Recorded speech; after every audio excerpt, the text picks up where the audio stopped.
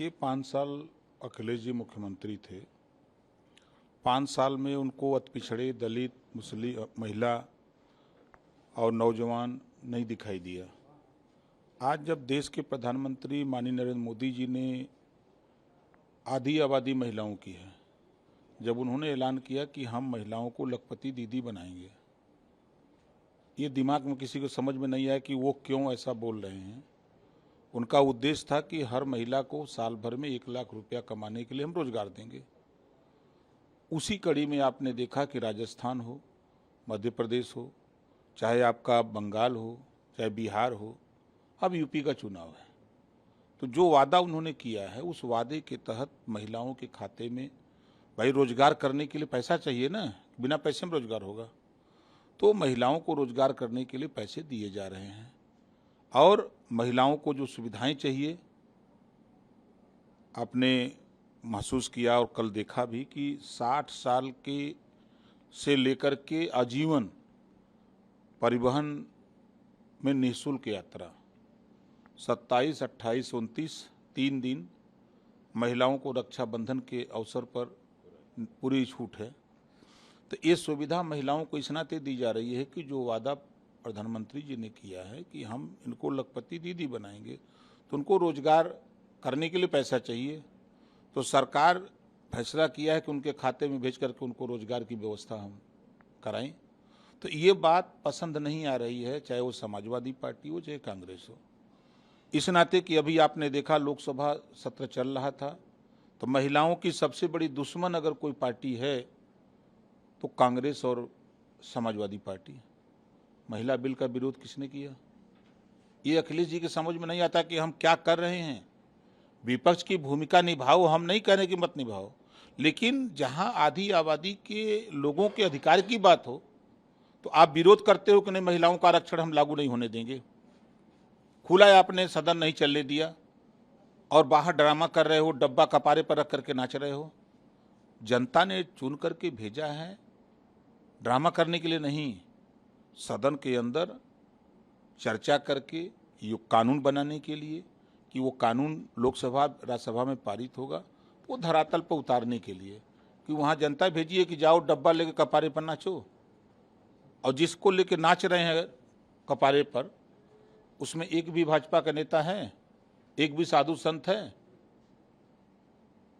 SIT ने जांच की, जांच में तो खुल गया ना बात कि जो एजेंसी ने हायर करके वहाँ मजदूर दिया है वही पकड़े गए हैं ना। और ये सिर्फ सरकार को बदनाम करने की साजिश हो रही है। तो इन लोगों को एक ही सुध है कि हम विरोध करेंगे, और कह रहे हैं कि हम 40,000 देंगे। अरे न नौमन गेहूं हुई न राधे गौने जइहन। दावा कर रहे हैं कि 27 में वही सरकार बनाएंगे। आप बताओ बनारस में कई सीट जीतेंगे? हम यहीं से फैसला कर देते हैं, आप बता दो। नहीं, हम कह रहे हैं कि बनारस में सरकार बनाने भर सीट जीत सकते हैं। का यहाँ खाता न खुली इनकर का बतियाओ तुम। चंदौली में 4 सीट है, 1 सीट जीते हैं ना, इस बार वो भी हार रहे हैं। अब देखिएगा खेल। चलिए गाजीपुर इसी मंडल का है ना, 7 सीटें हैं, हमारे बदौलत 7 जीते थे। चंदौली भी हमारे बदौलत 1 सीट जीत गए थे। इस बार औकात पता लग जाएगा गाजीपुर में, आजमगढ़ में पता लग जाएगा। अगर हम पूर्वांचल की बात करें तो इनको वहां पहुंचा देंगे जहां 17 में थे, उससे भी बुरा हाल होने जा रहा है। ये जो दिवा स्वप्न देख रहे हैं, आपकी सरकार थी, 5 साल में 1000 दंगे हुए, कर्फ्यू लगा, 1200 लोगों की जान गई। मुजफ्फरनगर कर्फ्यू में जल रहा है, लोग कट मर रहे हैं, आप सैफई में नाच देख रहे हो। आपने अपने चाहने वाले लोगों को, लाखों लोगों को आपने अपराधी बना दिया। लोगों ने अपराध किया, अपनी सरकार में उनको बचाया। उसका नतीजा हुआ कि धीरे धीरे वो अपराध की दुनिया में प्रवेश कर गया। आज वही लोग अपराध कर रहे हैं। तो जस करनी उस भोग विधाता, नरक जात काहे पछताता। वो लोग पीडीए को पी से को पंडित से जोड़ रहे हैं, आप लोग पाकिस्तान से जोड़ रहे हैं। क्या है? आप देखिए, सही बात तो ये है कि अखिलेश जी पहले एक्सप्रेसवे पकड़े, फिर 6 लेन पर उतर गए, फिर 4 लेन पर गए, अब सिंगल पर चले गए पगडंडी पर। एक रास्ते पे चलो, आपने नारा दिया पिछड़ा दलित अल्पसंख्यक, फिर थोड़ी देर के बाद आपने नारा दे दिया कि ये से अगड़ा, फिर नारा दे दिया कि ये से आधी आबादी, फिर आपने नारा दे दिया पीडी से असली पंडित, पीडी और ए से अहिर बता दिया। तो पंडित अहिर भाई भाई और जात कहाँ से आई? नारा लगा दिया, बारे सपाई। इसी नाते मैं कह रहा हूं ना, विनाश काले विपरीत बुद्धि। एक रास्ता पकड़ के चल रहे हो, समय से पहुंच जाओगे, लेकिन भटक रहे हो।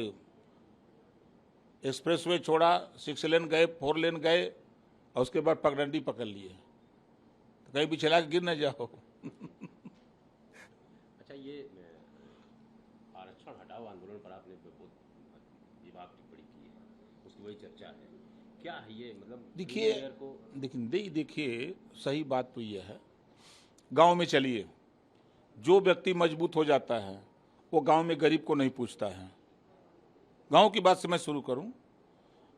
आरक्षण बाबा साहब डॉक्टर अंबेडकर जी ने सामाजिक और शैक्षणिक रूप से दिया कि जो गरीब कमजोर लोग हैं उनको विकास की मुख्य धारा में लाने के लिए।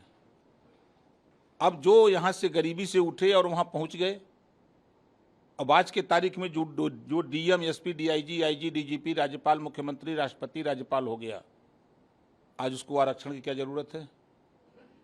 वो जो अभी जमीन पर है, बाबा साहब ने तो उसको उठाने की इच्छा होनी चाहिए, ये मानते हैं? हम बिल्कुल मानते हैं, क्यों नहीं होना चाहिए। डीएम का बेटा डीएम बनेगा, आई मनरेगा में काम करने वाला ये मनरेगा में रहेगा, इसको भी तो ऊपर जाना चाहिए ना।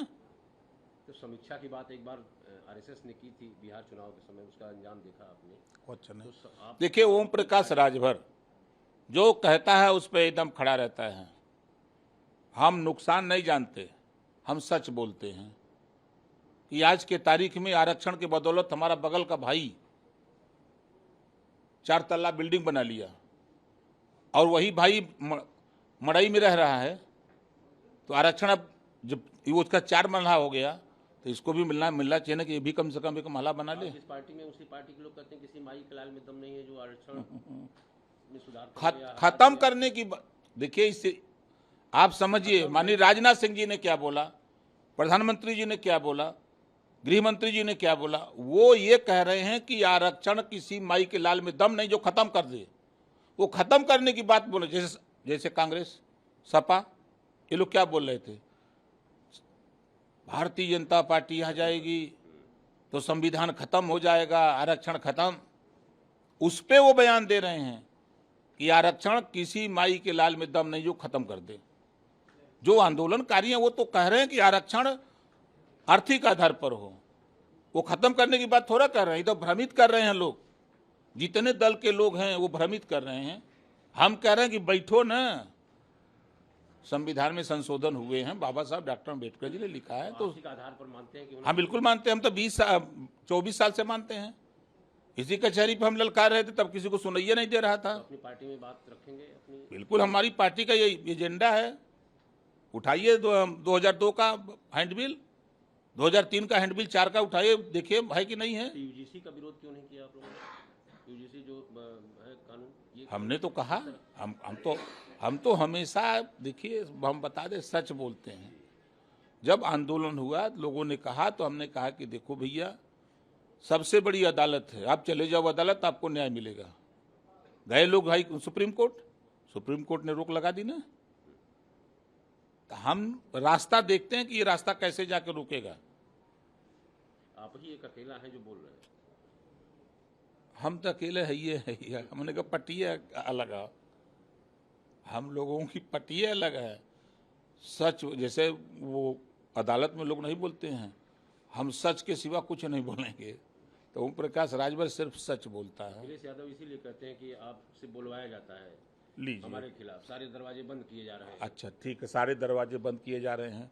2 साल से अखिलेश जी पैसा दे के, गाड़ी दे के, फ्लैट दे के, भोजन दे के 2 साल से गाली दिलवाए। मैं कभी कुछ बोला? आज जब वो थक गया, नहीं कुछ उखाड़ पाया, एक अनपढ़ महिला को, उनकी पार्टी में पढ़ी लिखी महिलाएं नहीं हैं, अनपढ़ महिला को सिर्फ ओम प्रकाश राजभर को गाली देने की उसके पास ट्रेनिंग थी। यही गाली दे सकती है ओम प्रकाश राजभर को। आप ट्वीट देखे होंगे उसका।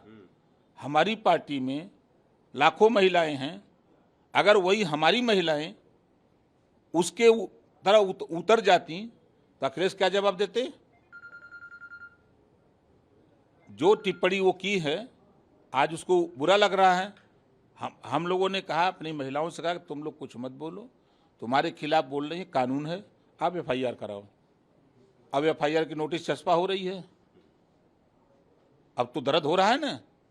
आप अगर किसी के इज्जत पर कुठाराघात करोगे तो वो तो अपनी इज्जत बचाने के लिए आएगा सामने ना। ये अखिलेश को नहीं समझ में आया। हम जी वेले देखा एक जगह अगर गाय बांध ना तो किलनी पकड़ ले। लेकिन आप जो है खिलाफ में बोलते हैं तो दरवाजे वाकई बंद। अरे कहाँ खिलाफ बोलते हैं महाराज? ये अखिलेश के खिलाफ बोलते हैं तो सारे दरवाजे। अखिलेश एनडीए के खिलाफ बोलते हैं तो नहीं, अखिलेश सही बात बोलते हैं, बिल्कुल सही बोलते हैं। आज आप बताओ, हम लोगों की औकात चवन्नी की है।